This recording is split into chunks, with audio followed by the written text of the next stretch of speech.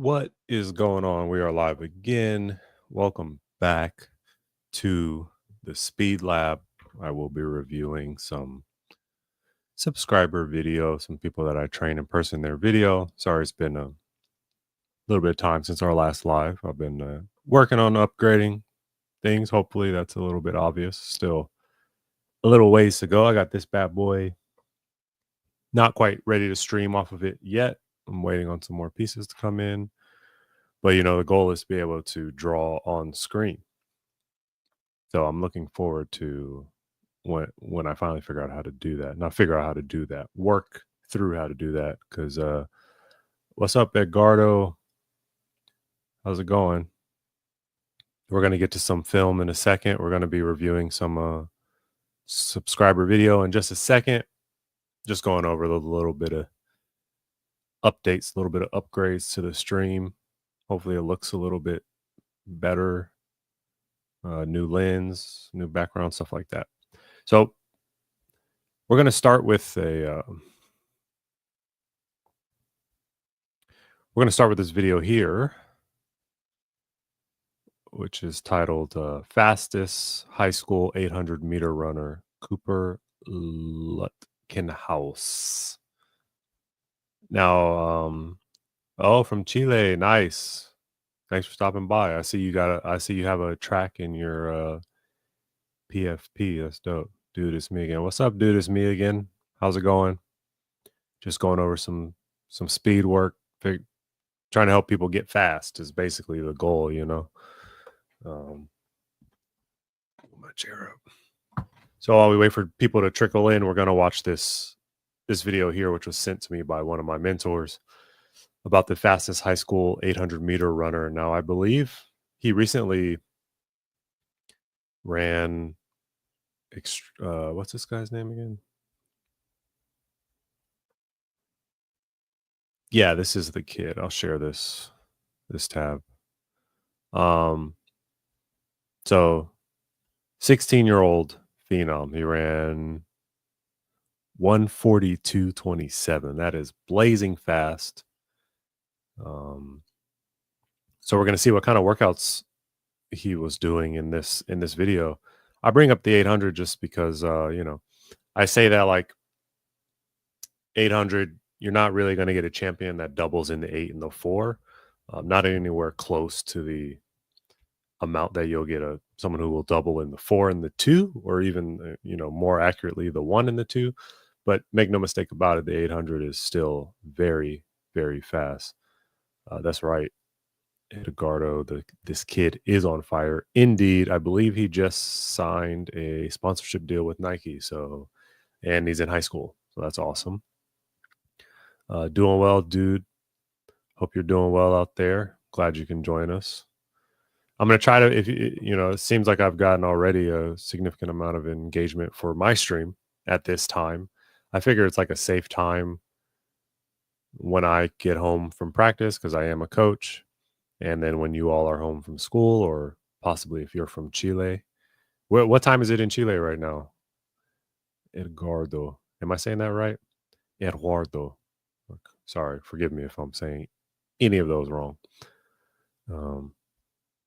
Okay, let's go ahead and watch a bit of this. See what kind of workouts he's up to. Because I'm super interested. Again, like the difference between the 4 and the 8 is important, and yet maybe not as major as we all think it might be, including myself. Obviously the volume goes up. If the volume goes up, the percentages of effort go down, and yet you still have to find that balance for the 800 of making it a sprint here, because for this kid, Cooper Lutkenhaus, running 1:42, I mean, how many seconds is that?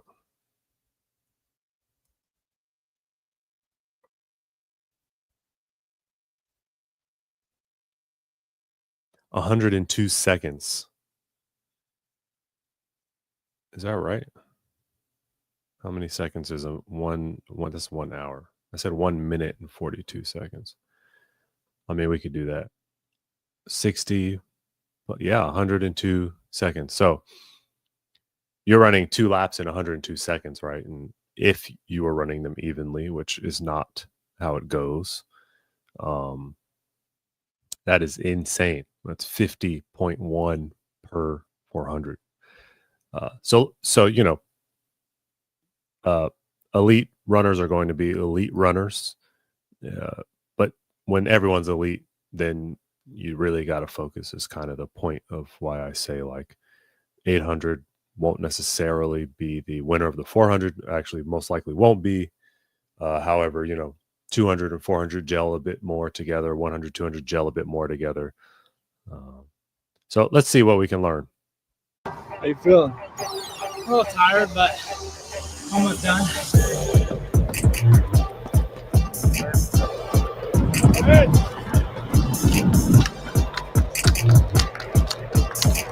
17.16. So we have 3 sets of 4, 3, 2. We're going to progress through it. So the first set will be at 2 mile pace, real easy, simple work into it. We'll have about a minute rest. Second one will go mile pace. We'll have about 2 minutes rest.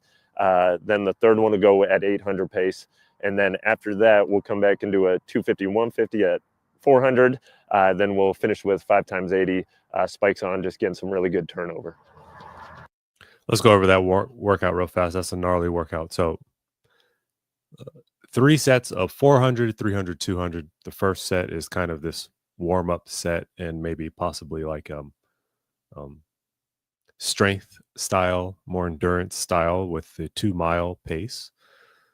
A minute in between each, which is not a lot of time, but when you go at that 2 mile speed, it's not quite as tough. Hey, this is my hello there, Kokoi Legendary. Sorry if I said your name wrong. Welcome to the channel. We're just reviewing some footage here of this amazing 800-meter runner, and then eventually we will get into some of my athletes' film that I coach. So that's coming up after we watch this, essentially. So yeah, this again, if you missed, this 800-meter runner is competed at trials or where was that at? I don't know. He's 16 and he's already professional. So, phenom. So this is his workout. We have the first set of 4, 3, 2 with 1 minute in between at 2 mile pace. So knowing your pacing is quite important, as it is for any workouts that are timed. Then the second set, I believe he said, was at a mile pace with 2 minutes in between. So 400 at a mile pace, 2 minutes in between, 300 mile pace, 2 minutes in between, 200 miles pace in between. And again, this is much different than how you would probably run this as a sprinter. But when you're going 2 mile pace, the minute in between is it won't be easy by any means, especially considering this kid is this young man is competing professional level. So it's going to be challenging, but the minute won't be as daunting as it will be equally daunting as though you ran this workout at max speed, but you got 6 or 8 minutes in between. So set 2, you do all these with 2 minutes in between. And then I forgot what he said for set 3, but set 3 is at 400-meter pace. So really picking up the speed, getting this nice blend of mile type workouts and 400-meter type workouts, really tailored to this 800, and obviously is working really well for Cooper. Let's see if I missed how much time in between for the last set at 400. Then after that, we'll come back and do a 250, 150. One will go. Second one will go mile pace. We'll have about 2 minutes rest. Then the third one will go at 800 pace, and then after that, we'll come back and do a 250. So he didn't give the rest in between for his 400-meter pace set, which would be his last set of this particular segment in the workout. I mean, you get a minute for a 2 mile, you get 2 minutes for the mile. You keep doing the math, and I'd have to say he gets 6 minutes to 8 minutes in between his last set of 400, 300, 200, because they are at such a increase pace. Do 150 at 400. Then we'll finish with 5 times 80 spikes on, just getting some really good turnover. Okay, so then the end of the workout is a 250 at 400 pace, a 150 at 400 pace. This is getting much more into this realm of 400 meter work.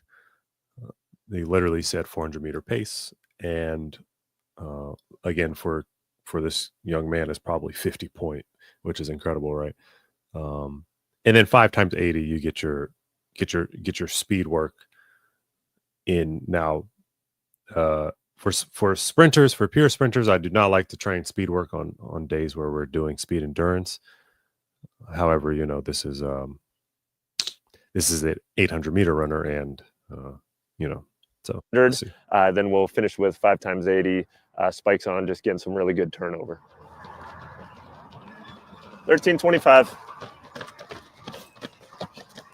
2 mile pace. Do not overdo it. This one. 2 mile warm up jog. Another thing that I will never ask my pure sprinters to do. One should be. I mean, you can see here, even he has the Texan cross country shirt on, right? So I'd be interested to see how he does in cross country as well. I mean, he's clearly gifted in probably anything that he runs. He just found out that his strength is in the 800. And also, you don't know what time of this year this is. They're in flats. It looks a little bit chilly. Apparently, they're in Texas. So you have to assume this probably is not peak track and field season. So I'm sure his workouts will be different than what we're looking at during peak track season, which might speak to why they're doing 2 mile warm-ups and this kind of workout. So super easy. 3, 2, 1. This is the first 400 at 2 mile pace. This is his 2 mile pace. That's not crazy. That's my stride pace.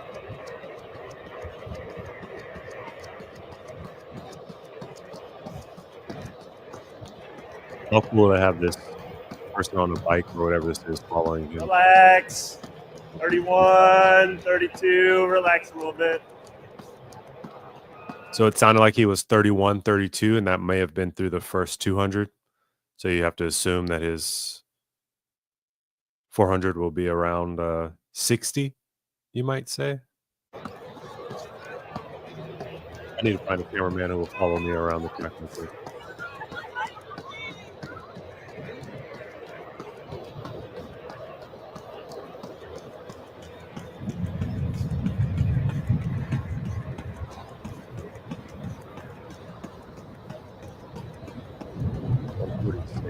Say. 61. You're fine. No, not that fast. 6, 7, 8. So 68 for his first 400 at 2 mile pace. So, yeah. Again, this 300 at 2 mile pace. Let's see what he's making here. Remember, they only had a minute rest in between. So not sure when they're going to be starting to slow down, but I would already be dead. I'll tell you that much. Excellent stride, relaxed arms. Look at the arms. They're just chilling, right? Much different than a sprinter's arms. They're nice and tight. I mean, not too tight. They're loose in the shoulders and natural rhythm. Let's listen to the cadence here. 40. So you see how nice and open his stride is, the little bit of back kick there. I mean, you could already tell this guy can go. 51 for the first 300. 51 at a 2 mile pace. There we go. Now he's feeling it a bit. Perfect pace. 3, 2, 1. There's the 200. Any guesses? Probably will run like 32. Yes, indeed. He is speedy. Yeah.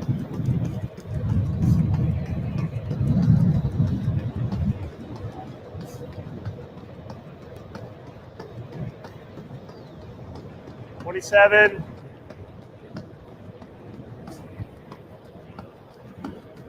33, 34. 34. That's at 2 mile pace. Cooper, how you feeling after the first set?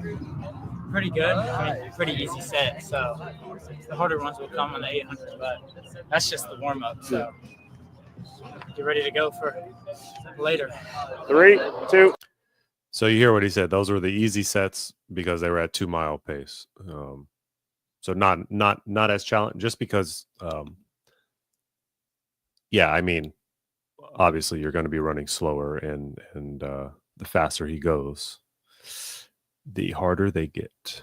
The more. That's why his rest will increase. So here's his first 400. If I'm not mistaken, this is mile pace. Does anyone remember what he ran on the first 400 set? I think it was 67, maybe, somewhere around there.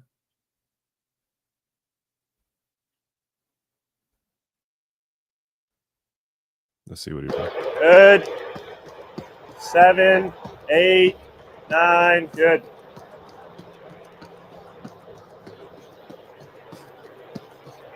Arms have a little bit more swing to them, a little bit more power. They're a little bit lower than his 2 mile arms. They're not quite as relaxed. They're doing a bit more work.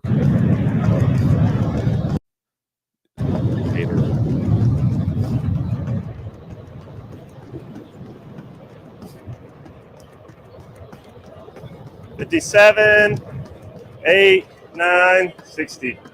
So there was 60 flat. I believe he was 67 on the first one, 68. His 300 on the first one was 57, 51, 51.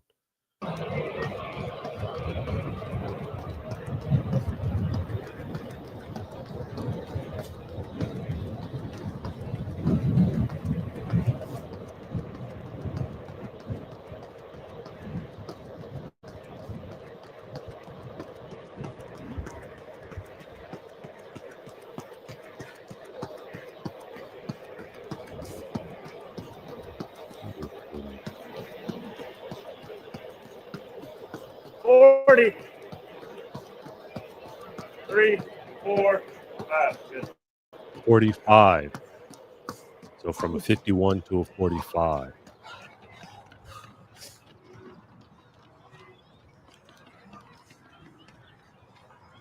Another one. 3, 2, 1. I don't remember what he ran in his first 200. If anyone remembers, let me know about that. Wasn't it like 32 or something like that?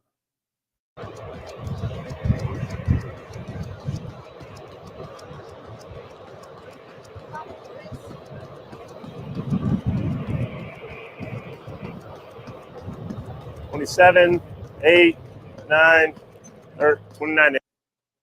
29.8. I think it was around 32, but maybe I'm wrong.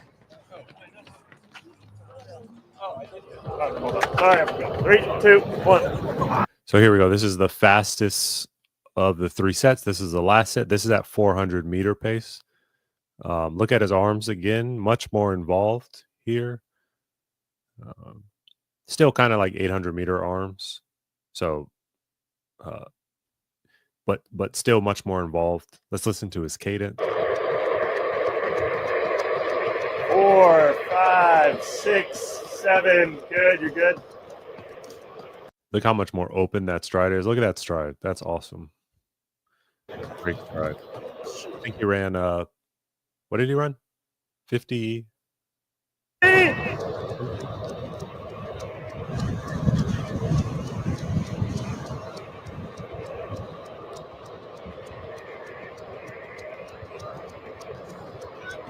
Three, 4, 54, 8, 8. 54.8 in flats on what looks like a cool day. So probably earlier in the season. 54.8. That's impressive. Let's see where he goes. How you feeling? A little tired, but almost done. that 54 takes it out of you a little, but feel good overall. Yeah.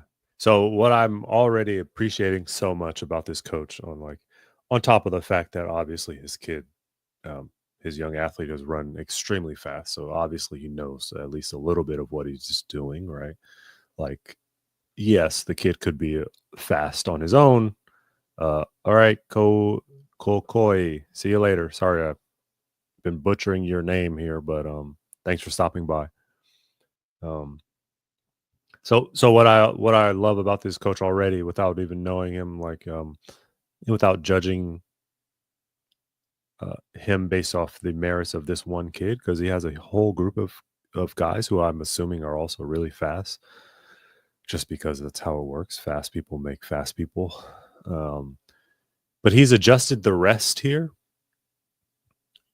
so that the athletes are able to do what he's asking them to do, right? He's asking them on this last set, after we've run 2 400s, that's 800 meters, 2 300s, that's 600, 8, 9, 10, 11, 12, 13, that's 1400 meters, and 2 200s, which is 400, right?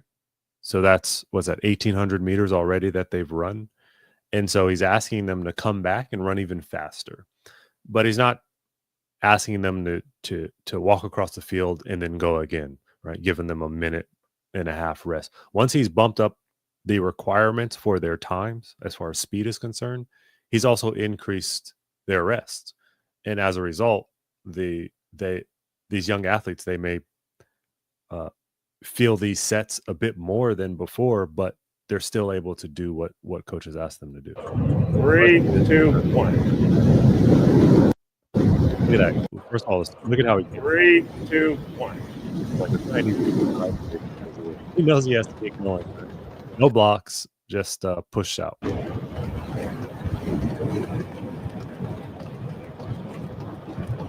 Okay.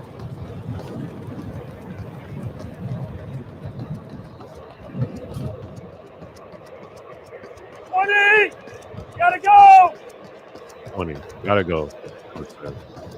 Indicates that he's off pace and whatever they want, or they're just trying to retard him.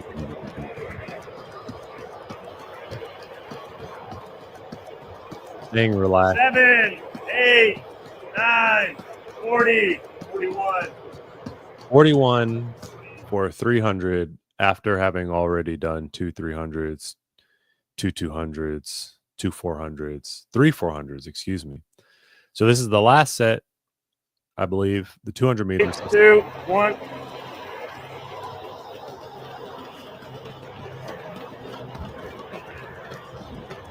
You know, they're feeling it. The guys in the back, you could see they're feeling it, but they're still giving it their all. This is awesome.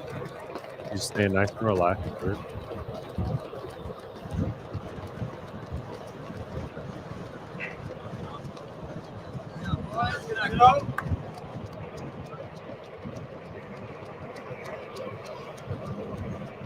was like this coach was on one of those little like skateboards.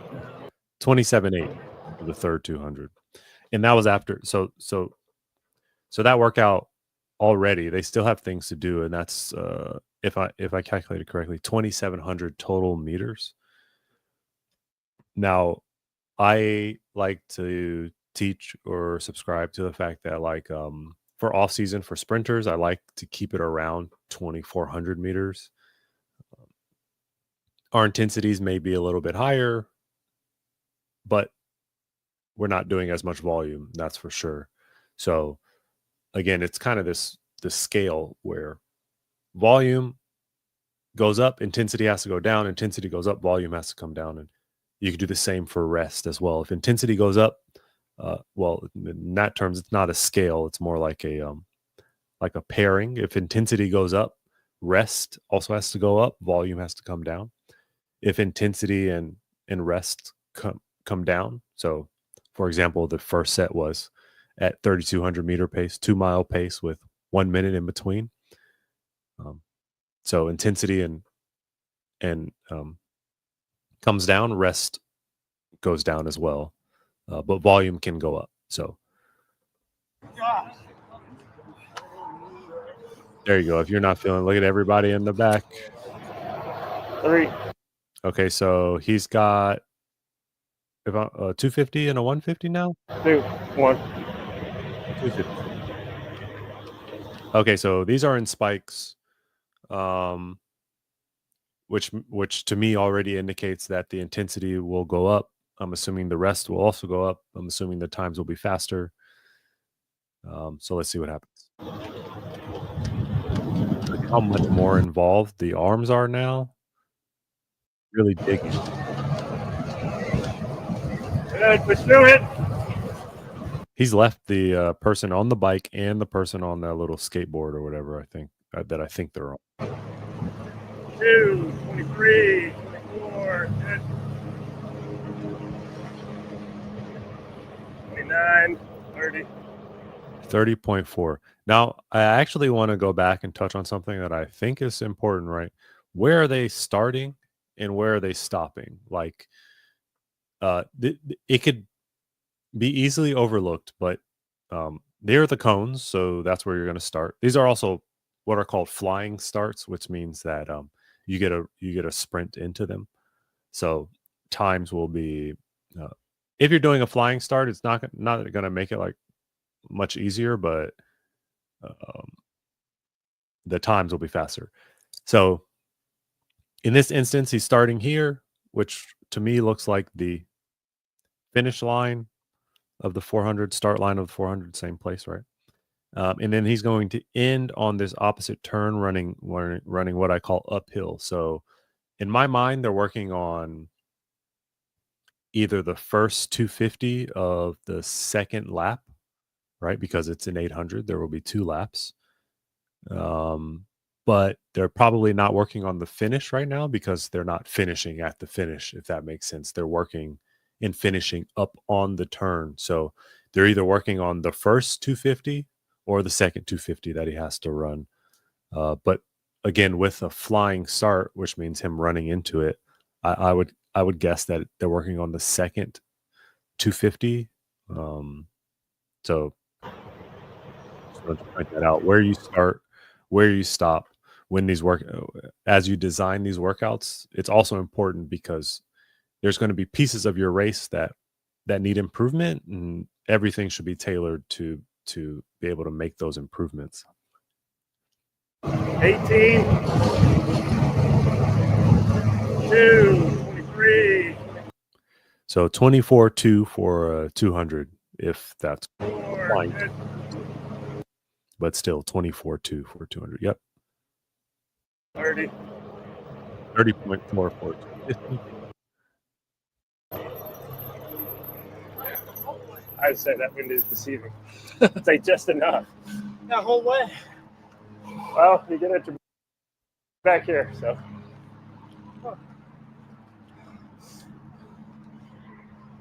Oh, I see. These are broken 400s. So 250, take a break, 150 on the finish. So you work both parts of the race.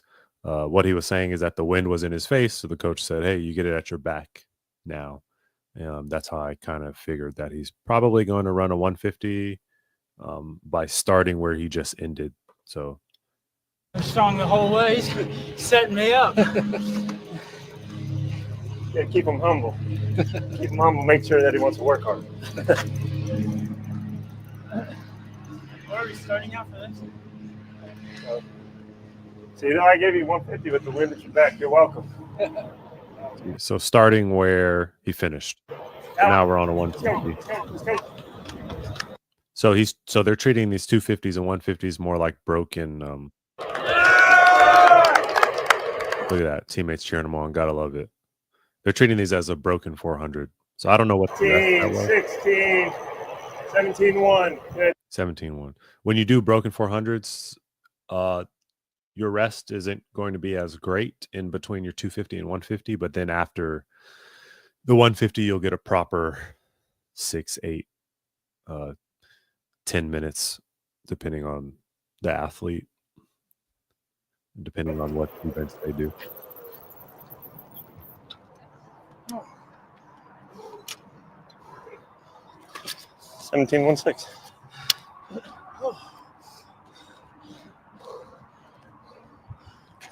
That's which broke that out for track all exit. No, we haven't started doing that, but you're going to do more of those. So just something you haven't touched yet, but something that we want to have in there. I said, go get some water. Just again, the 80s are just flush, just smooth.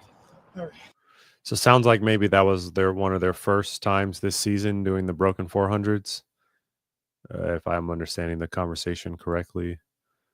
And then coach said the 80s are just smooth, not like a sprint. So way more like I'm assuming here, maybe a stride or a shakeout, but not quite, or very focused on one particular thing. For this young man, you could imagine that probably is turnover.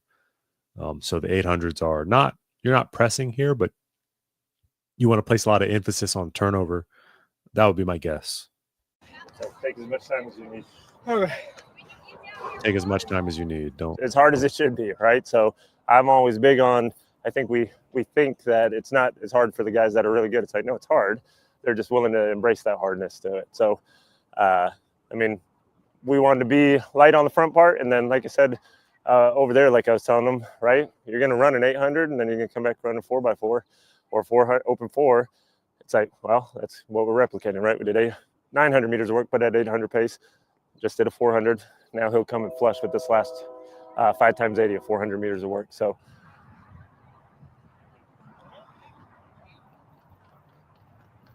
that's a fact too. I tell people all the time, track doesn't ever get easier. The times just get faster, you know. But 300s are still 300s, no matter who you are, no matter what times you're running. There's a way to run them so slow that they don't actually help you. Okay, so that was great. I appreciated that. As I explore, as I learn, as I get comfortable with training 800 people, 1600 people, because my strengths are very much in sprints. So now let's get to my athlete that I would like to. Yeah, flying, wasn't he? Gardo's still here. Saw the. Okay.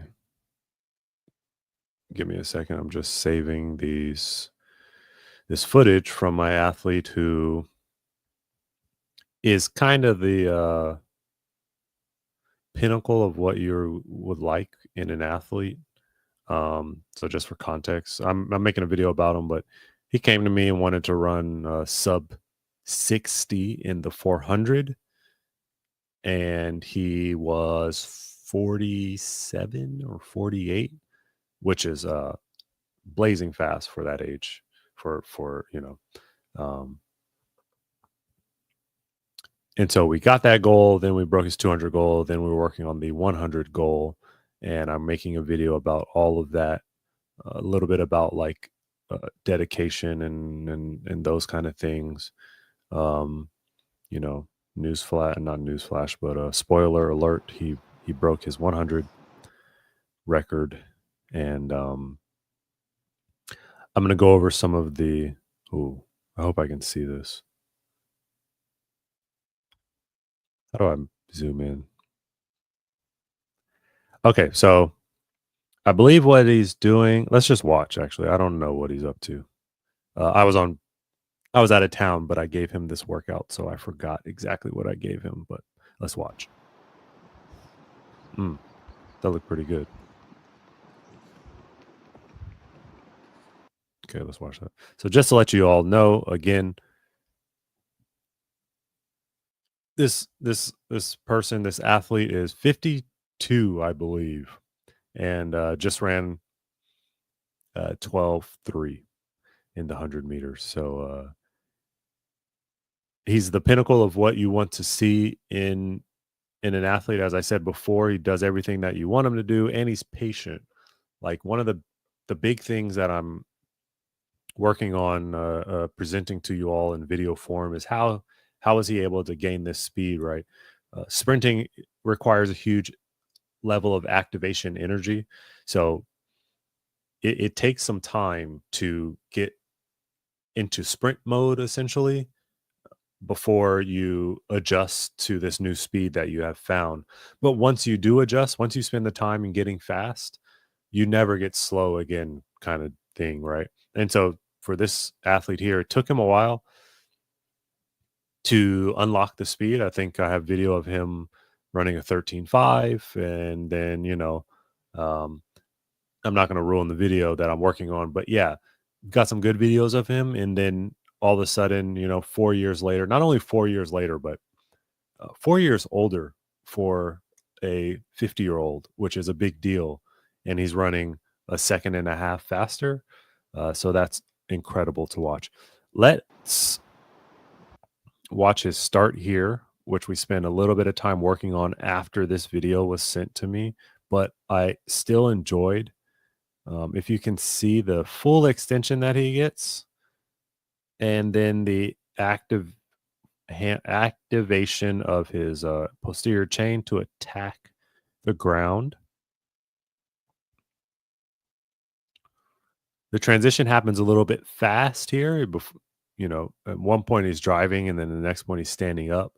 But when he is standing up, look at the activity of his feet. Look at the length of his stride. Look at the power in his arms. One of the other things I'm super proud of him for is that he's standing up tall. We worked on this. You can actually kind of see it here, like hunched overness. Here we go. So you see the hunched back that he kind of has. It's not really a drive fit. I mean, it's a drive, but not the way we like to think about it. But he doesn't have blocks either, so like you can't be too picky here. Man, look at his left arm that drives back there. That's awesome. And he's up tall, and he's not getting outside of. Look at that. He's just floating. He's attacking. The knee drives up. The foot doesn't get away from him. Look at that picture right there. That's beautiful. And then he's going to snap that leg back down to the ground. Quite proud of him for this. Let's watch again.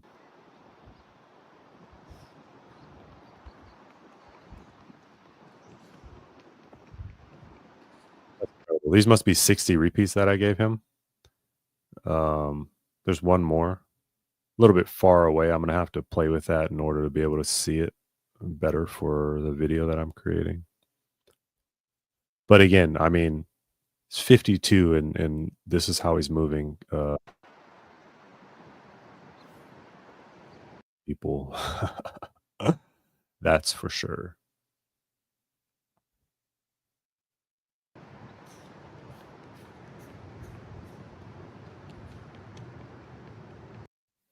Let's go back here to the start.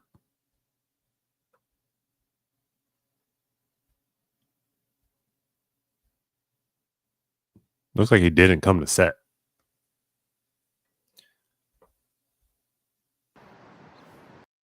Yeah, he kind of just launched from runners on your mark.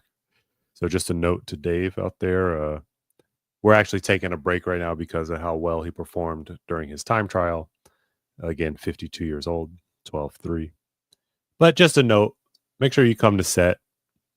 There's no one there starting him, so can't fault him. But he just kind of launches. It's pretty good. Like he caught himself by surprise a little bit. A little bit short. A little bit short in that step. That foot gets away from him a little bit on this one, and we've been working on being active here, but that wasn't horrible. That foot was a little small, or that feels small, but then that one looks better. He just swipes straight through. Nice. Now he might just be focused on like pushing hard. And again, it's in slow-mo. I'm gonna pick it apart in slow motion, whereas full speed it looks awesome. But what he really nailed down is this when he's standing up tall. Now, let's look at this and see if we see any acceleration at any point. We did our time trial a few times last Thursday. What day is today? Last Thursday when we did our time trial. We did it a few times, and one of the things I noticed, I run next to him to be a little bit of a rabbit. One of the things I noticed is that when I accelerated, he did not accelerate. I didn't feel him next to me. So I made a note about it on one of the reps that we did, and then on the next one, he accelerated. I felt the acceleration. I was next to him. I saw it, and that's when he ran his best. And after we get to, so he should be accelerating now. And it kind of looks like one speed, right? Like from the very start, it just kind of looks like one speed.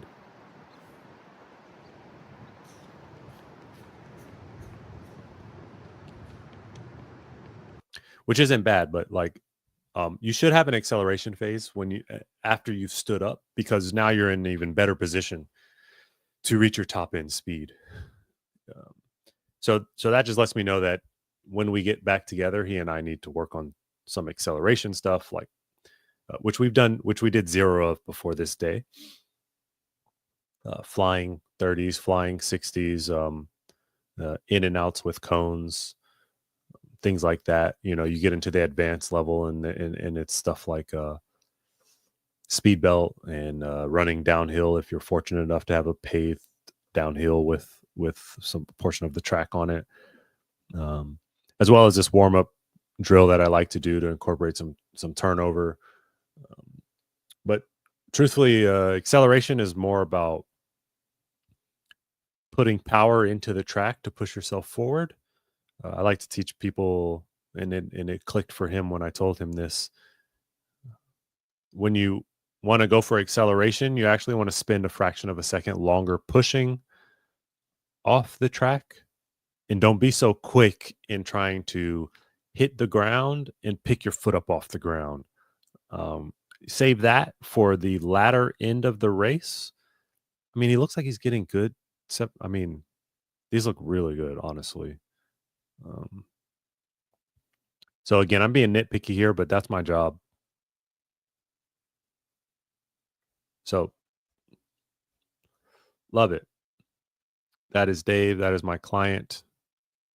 52, 12, 3 in the 100. That is blazing. Let's see. Do we have any other videos that I want to show y'all here? Oh, I guess we can. I may not want to do this, but we will. We're going to watch some. We're going to have some fun right before we end with. Stay with me. You guys are going to actually, I think you'll appreciate it. I know I appreciated it when I found it. Just got to.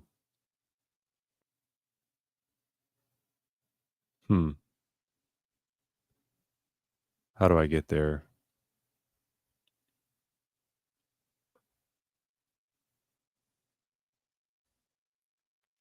Here we go. Oh, wait. Sorry.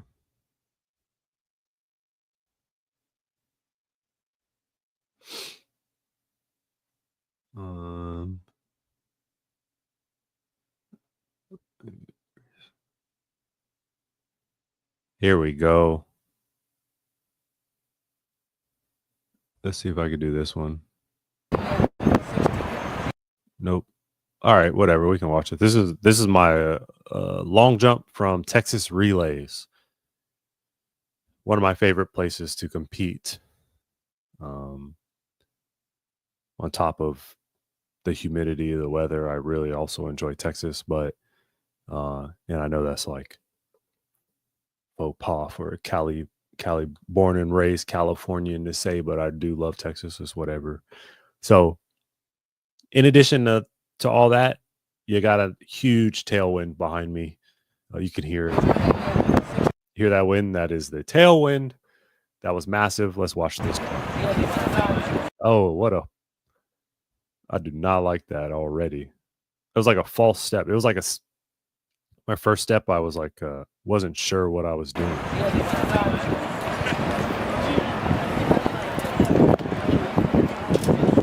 Brittany Hyder of Arkansas in 7, Lauren Blackburn of USC in 8, Kimberly Stanford of Rice in 9.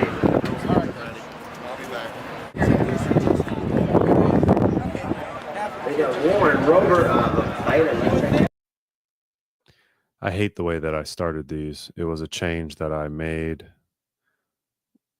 That was with one of my coaches that I'm not a big. Okay, so They got Warren Rover of kind of sitting while I'm running, which was a problem of mine. And as a result, look at this penultimate step. I'm like way far back. Look at that reach to get on the board. Other than that, like not other than that. The knee drive was too fast, right? Because I was behind myself, I really had to rush this jump. That landing was horrible. This is no bueno. I do think these were 25 pounds, but I'm not a big fan of them at the moment.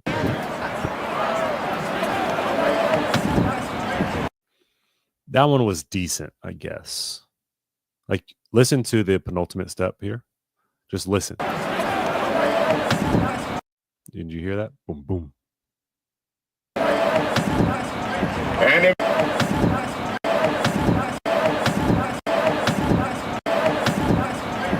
and it was running in 3. Not horrible. I cut that landing short, it felt like. These are not good. For LSU in 5, Texas Tech in 6, Northwestern State of Louisiana in 7, Wayland Baptist in 8, and Yikes. I definitely miss jumping, but I don't miss having days like that. Again, I'm being hard on myself as I should be, but they were 25-foot jumps, but I was not so happy with that. And the reason I filmed that was to give to my high school coach, who I consider my guru, and have him look at it and correct why I looked so stupid. Okay, so here's the 60 meters for me. I use this in one of my most recent videos about how you can have a good start, but that doesn't mean you're going to have a good race.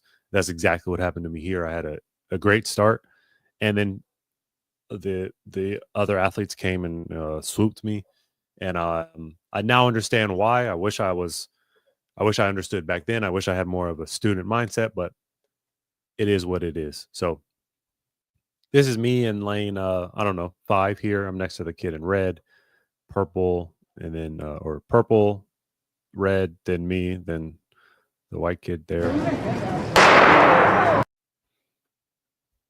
Let's see this again. Okay. So I look ahead, or maybe even with purple. Oh no, I looked ahead. It's hard to zoom. Look at that. Purple just came and ran right by me, and so did red there.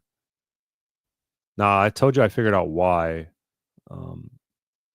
I had a tendency to sit while I was running, really trying to jump more than sprint, and there is a difference.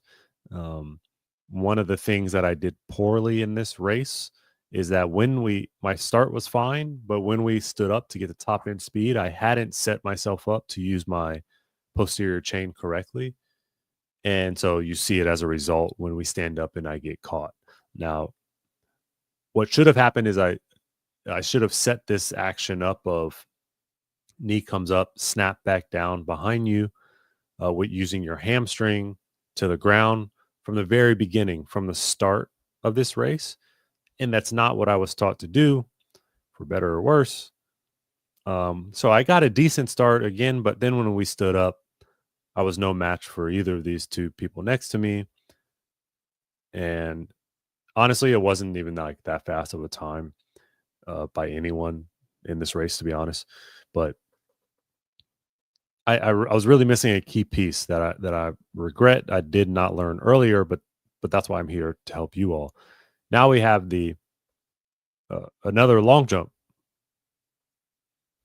Appears to be a bit better than Texas. I really like the speed at which that penultimate step happened, and I'm appear to be more on top of myself. I get more height. I do cycle a bit quickly, and I fall out of my landing.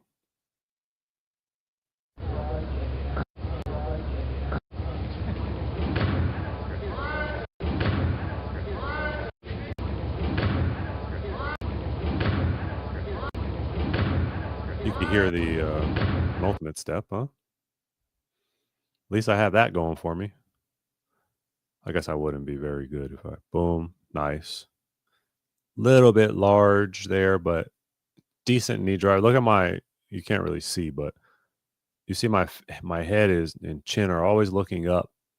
Run off the board. Not worried about the board. That was a better landing. Boy, what I wouldn't give to be able to go back and give these another try. But there's no way I'm doing all that running. All right. Well, that's it for today's stream, I think. Thank you for everyone who stopped by. If you are interested in getting your film reviewed, let me know. Like, either drop something in the comments right in the chat right now, or if you're watching this on replay, drop it in the comments. I think it can be fairly simple. I think it can just be like a Google Doc situation. The biggest barrier that I have right now to reviewing your film is just how do I receive the film from you? So we're working on all that. I'm gonna try to be back Thursday, same time, 5:30ish. Try to go for an hour. My dog's barking right now, so I got to go feed my pups, feed my family. But I hope you enjoyed this. Eduardo, thanks for stopping by. Dude, it's me again. Kokoi. What the heck? Let's watch this one more time. This is the outro. My sad videos. Have you ever seen this zoom in, not zoom out? It's hard to zoom. I have no idea who that is talking, by the way. But someone filmed me. Don't know how I got these. I just found them in my email.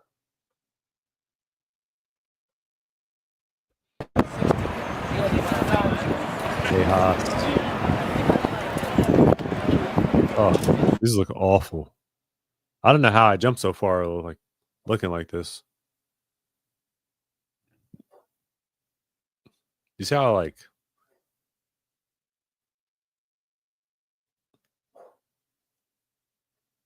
all right, that's enough. See y'all later. Thanks again.